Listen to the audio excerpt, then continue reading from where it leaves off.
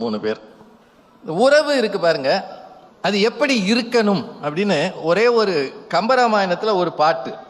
சீதையை தேடி அனுமன் இலங்கைக்கு போறான். ஊரை சுற்றி பார்க்குறான். ஊர் தேடு படலம் அப்படின்னு அதுக்கு பேர். போகும்போது நிறைய பார்க்குறான், இலங்கை மாநகரத்தை பார்க்குறான். அதில் தாமரை அங்கங்கே இருக்கு, குளங்கள்ல தாமரை இருக்கு. அந்த தாமரை எல்லாம் மலர்ந்து இருக்காமல் கூம்பி கிடக்கு.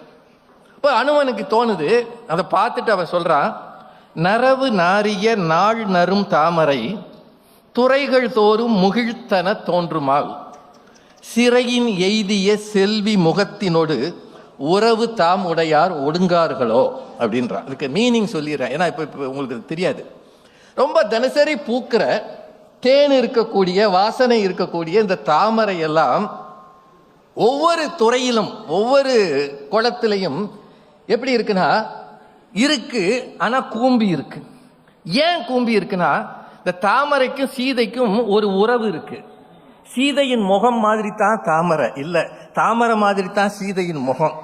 தன்னை மாதிரி முகமுடைய சீதை சிறையில இருக்காளேன்ற வருத்தத்துல தாமரை எல்லாம் மலராம கூம்பி கிடக்க.